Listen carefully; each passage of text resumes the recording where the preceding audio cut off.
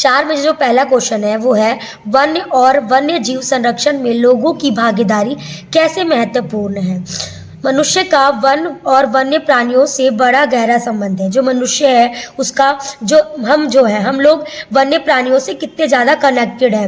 One और वन्य जीवन हमें प्रत्यक्ष या अप्रत्यक्ष रूप से वे आर्थिक व सामाजिक लाभ पहुंचाते हैं। जो वन है वो हमें प्रत्यक्ष डायरेक्ट या फिर इनडायरेक्टली डेफिनेटली वो हमारी हेल्प करते हैं, जिससे हमारी जो इनकम सोर्स है उसमें किसी ना किसी प्रकार से जरूर सहायता मिलती है। जैसे एग्जाम्पल के मैं देख दूँ, जैसे वन है, वन से लकड़ियाँ मिलती हैं, लकड़ियों से फर्नीचर बनता है, फर्नीचर को बेचकर हम इनकम कमा सकते हैं। तो इस तरीके से हम डायरेक्टली पेड़ पर क्या कहते हैं, इनडायरेक्टली हम पेड़ पर आश्रित हैं, वन से आश्रित है। तो वो कह रहा है कि वन और वन्य जीव हमें प्रत्यक्ष व अप्रत्यक्ष रूप से आर्थिक लाभ पहुंचाते हैं। वन और वन्य जीव के संरक्षण के लिए मनुष्य की भागीदारी बहुत ही महत्वपूर्ण है। जो वन है और वन्य जीव है उनको बचाने के लिए जो हमारा भागीदारी है वो बहुत ज़्यादा इम्पोर्टेंट है, क्योंकि हम ही हैं जो इनको संरक्षित कर सकते हैं। औद्योगिक व तकनीकी विकास के कारण ही वन और वन्य जीव की संख्या में कमी आ रही है। जैसे जैसे हमारे देश में विकास हो रहा है, लोग क्या कर रहे हैं, बिल्डिंगें बनाने के चक्कर में जंगलों को काट रहे हैं, तो जिससे हमें लाभ मिल रहा है एक्चुअली हम उन्हीं को काट रहे हैं। तो इनको बचाने का भी भागीदारी हमारी है, क्योंकि हम ऐसा ना करके हम जंगलों को बचा सकते हैं। बहुत से वन प्राणियों का प्रजातियां विलुप्त होती जा रही है। जैसे जैसे डेवलपमेंट हो रहा है वैसे वैसे हमारे देश में जो वन्य जीव है उनकी मात्रा कम होती जा रही है, बहुत ही कम। जैसे कि मैं एग्जांपल के तौर पर बता सकती हूँ कि आज के टाइम में हम हिरन, मैंने अपनी लाइफ में अब तक रियली हिरन नहीं देखा, क्या पता आप लोगों ने देखा होगा। मैंने शेर की भी प्रजाति बस टीवियों में ही देखी है, जंगलों में नहीं देखी है। तो धीरे धीरे क्या खत्म होती जा रही है। आज के टाइम में कौवा जो नॉर्मली गांव में मोस्टली देखने को मिलता है, यहाँ पे भी नहीं दिख रहा। तो वो क्या, डेवलपमेंट के कारण कोई जितनी भी वन्य जीव जंतु है वो उनका समापन होता जा रहा है। तो वही कह रहा है कि प्रजातियां विलुप्त हो रही है। अतः यह आवश्यक है कि मनुष्य एक ऐसा विकास करे जिसमें वन्य जीवों का संरक्षण हो सके। मतलब हमें एक ऐसा डेवलपमेंट करना चाहिए जिससे हमारे जो वन और वन्य जीव हैं उनका नुकसान ना हो, उनका डेवलपमेंट, उनका अस्तित्व रहते हुए ही हमें ऐसा डेवलपमेंट करना चाहिए। हमें ऐसा नहीं करना चाहिए कि हम एक चीज़ को ख़त्म करते जा रहे हैं एक चीज़ को पाने के चक्कर में। तो हमें दोनों को ध्यान में रखते हुए हमें अपना जो विकास है करना चाहिए हो सके। वन के हित के लिए आंदोलन चलाए जाए तथा जन जागरूकता लाई जाए। अब वन कितना इम्पोर्टेंट है इस चीज़ के बारे में लोगों को हमें समझाना चाहिए तथा इसके बारे में लोगों को बता करके उनके अंदर जागरूकता लाना चाहिए। इसी प्रकार वन जीव की सुरक्षा के लिए भी संकटापन्न जातियों को संरक्षित प्रदान किया जाए। इनमें से अगर ये लाइन आपको हटाना है तो आप हटा सकते हो। इस दिशा में मनुष्य की भागीदारी निम्नलिखित प्रकार से प्रभावी है। अब जो ये लाइन है ये लिख देना कि जो इनमें जो मनुष्य की जो भागीदारी है वो किस प्रकार है। उनमें से पहला पॉइंट है वनों को कम से कम साफ किया जाना चाहिए। जो वन्य जीव है उन्हें थोड़ा हमें कम सफाई करनी चाहिए, मतलब लोगों को वन कम काटना चाहिए ताकि जीवन के आवास नष्ट ना हो सके, जिसकी वजह से हमारा जो जीवन का आवास है वो नष्ट ना हो सके। दूसरा है चारे, ईंधन और इमारती लकड़ी के लिए वन से पेड़ नहीं काटे जाए। अब जो हमारे चारे, ईंधन और इमारती लकड़ियों की चाह में हमें पेड़ों को नहीं काटना चाहिए। व्यापार महत्व के लिए जंगली जानवरों का शिकार नहीं करना चाहिए। आजकल लोग जंगली जानवरों का शिकार करके व्यापार कर रहे हैं, उनको बेच रहे हैं, तो इसलिए ये सब चीज़ें हमें नहीं करना चाहिए। पर्सन का जो दूसरा है वो है बैंक एक देश की अर्थव्यवस्था में क्या भूमिका निभाते हैं। बैंक हमारे जो अर्थव्यवस्था है वो उसको बनाए रखने में क्या भूमिका निभाते हैं उसके बारे में एक्सप्लेन करेंगे। बैंक किसी देश की अर्थव्यवस्था का महत्वपूर्ण अंग है। जो हमारा बैंक है वो किसी भी देश की अर्थव्यवस्था को बनाए रखने में बहुत ही ज़्यादा महत्वपूर्ण होती हैं। बैंक अर्थव्यवस्था के संचालन तथा विकास में महत्वपूर्ण भूमिका निभाते हैं।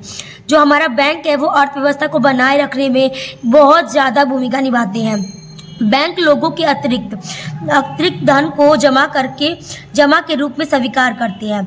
जो बैंक होते हैं जिनके पास ज़्यादा धन होता है उनको अतिरिक्त एक्स्ट्रा मनी के रूप में उसको एक्सेप्ट करते हैं। वे कुल जमा राशि के 15% को नगद शेष के रूप में बनाए रखते हैं, जिसमें से वो 15% जो होता है वो शेष बचा कर रखते हैं, उनको शेष नगद के रूप में, तथा शेष धनराशि का प्रयोग ऋण देने के लिए करते हैं, और बाकी जो धनराशि होता है उसको किसी को ऋण देने के लिए प्रयोग करते हैं, जिसमें मुद्रा अर्थव्यवस्था में चलायमान रहती है। जिससे क्या होता है कि जो मुद्रा व्यवस्था में वो चलायमान मतलब कि इधर से उधर मनी घूमता रहता है और इससे थोड़ा इंक्रीजमेंट बढ़ती रहती है, जिससे अर्थव्यवस्था का विकास होता है। जिससे क्या होता है? अर्थव्यवस्था का विकास।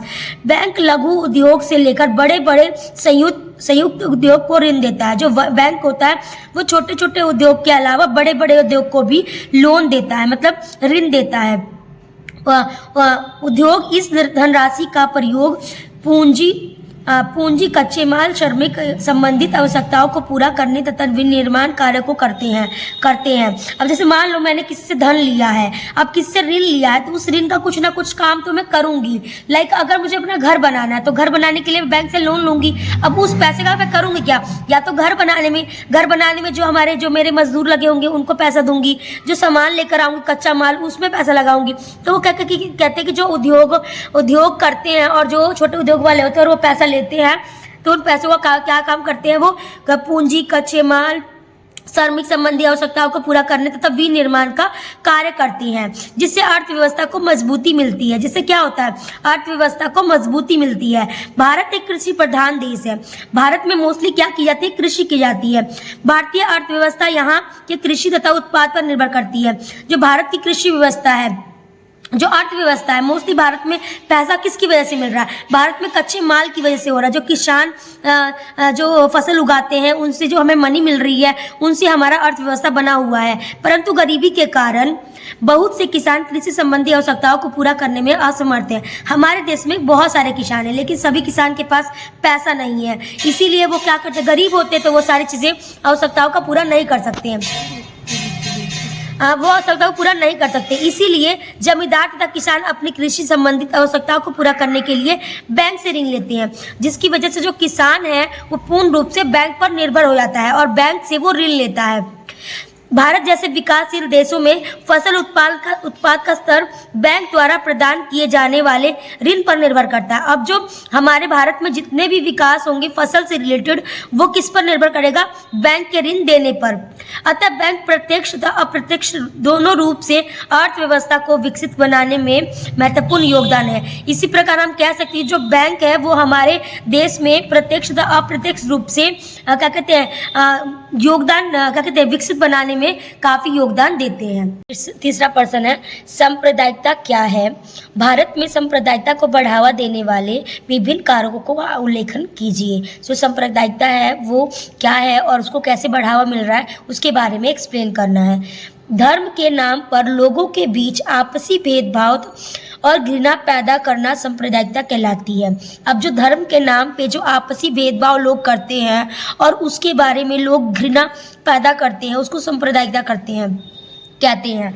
जब भी एक धार्मिक समुदाय या वर्ग किसी भी कारण से दूसरे का विरोध करता है तो सांप्रदायिकता तनाव उभरते हैं। अगर मान लो कोई एक धर्म का लोग दूसरे धर्म के लोगों को अपनी चीज़ों को सही बताकर दूसरों की चीज़ों को खराब बता रहे हैं या फिर उनके धर्म के दृष्टि से देखते हैं, तो हम कह सकते हैं कि यहाँ सांप्रदायिकता तनाव उभर रही है।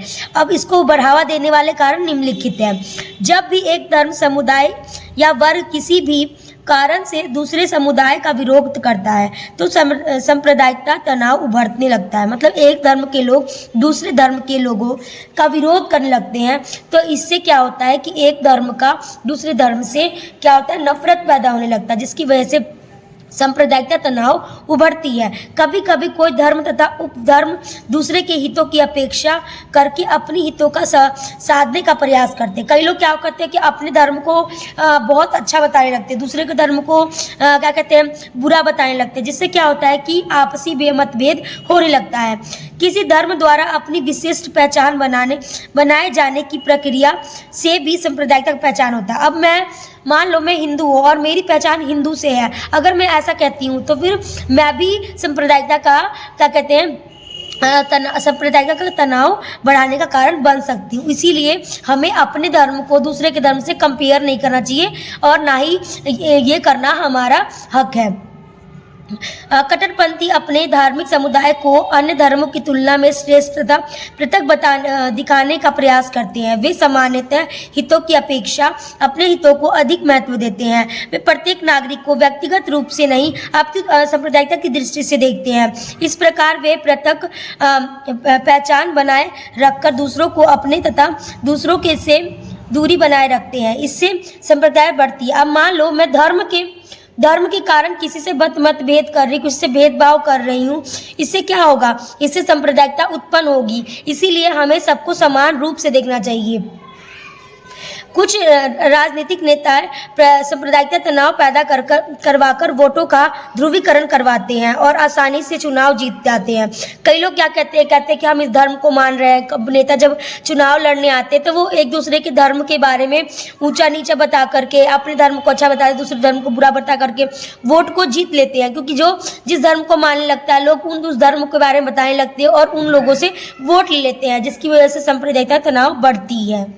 क्वेश्चन होगा वो ये होगा कि भारत को स्वतंत्रता कैसे मिली और देश के विभाजन के विषय में अपने विचार को प्रकट कीजिए। आपके पास क्वेश्चन ऐसे मिलेगी, लेकिन जो मेरे पास आंसर है वो 2 के फॉर्म में है, लेकिन बस आपको ये दोनों आंसर 5 नंबर में लिखना है। यहाँ अलग अलग लिखा है, लेकिन आपको एक में करके लिखना है। तो भारत को स्वतंत्रता कब वे कैसे मिली? भारत को अंग्रेजों से 15 अगस्त 1947 में स्वतंत्रता मिली। इस स्वतंत्रता को पाने के लिए सभी भारतवासियों ने प्रत्यक्ष व अप्रत्यक्ष रूप से संघर्ष किया। जैसा कि हम सबको पता है कि हम सबको जो भारत के रहने वाले हैं उन सबको मालूम ही होगा कि जो हमारा देश है वो 15 अगस्त 1947 में आज़ाद हुआ था। और इस स्वतंत्रता को पाने के लिए सभी भारतवासियों ने प्रत्यक्ष व अप्रत्यक्ष रूप से बहुत ज़्यादा संघर्ष किया। उन 190 वर्षों की गुलामी से मुक्त होने के लिए अनेक वीर देश भक्तों ने अपने जीवन की परवाह ना करते हुए हंसते हंसते अपने प्राण का बलिदान दे दिया।